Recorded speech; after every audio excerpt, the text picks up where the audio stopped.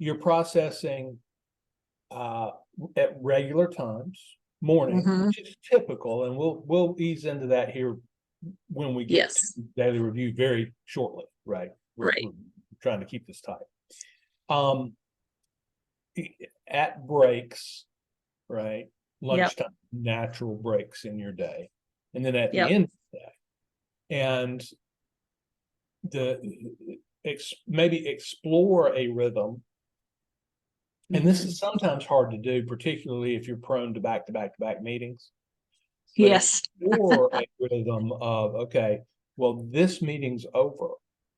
Let me reset my brain. Let me do a processing loop. Let me put the periscope up and look around and convince myself yet again that the world is not burning down. So when I get to my next meeting, I can focus and be present and not be distracted by that meeting. You know, it fits so perfectly into Larry, I learned a long time ago with my personality that I have to create almost this bubble of time to be able to pay attention. I learned this with my husband because he had come back from a camping trip. He was so excited about something, but I was really busy. I had so much going on.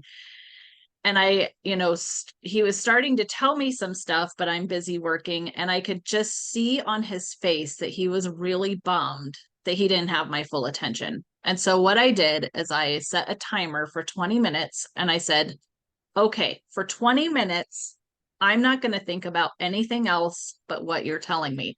And I was so excited that I did that because he was animated. He was so excited. And I was like, oh my gosh, he's so adorable.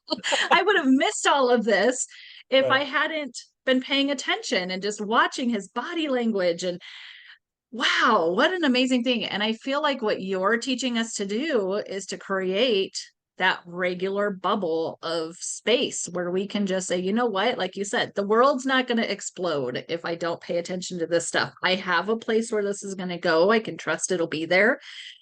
And I can just be in the meeting I'm in or pay full attention to whatever it is that I am doing right now. Right. And the efficiency move there, I'll deal with meetings very quickly. If you pay full focused attention to a meeting, you can begin to shorten them. Yeah. That's what an agenda is for, to shorten a meeting. That's what focusing on what's actually happening is for, right? Yeah.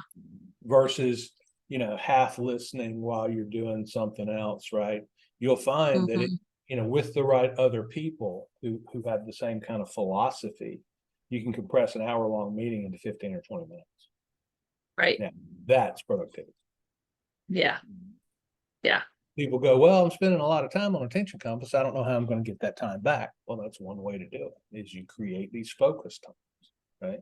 And you're amazed at how much you can get done when you really settle in and pay full attention, right? Right. I'm sure that there are some people out there who have never paid 100% attention. Right. And the difference is stark once you do it one time, and then you get really addicted to it, right? So that's great. Yeah.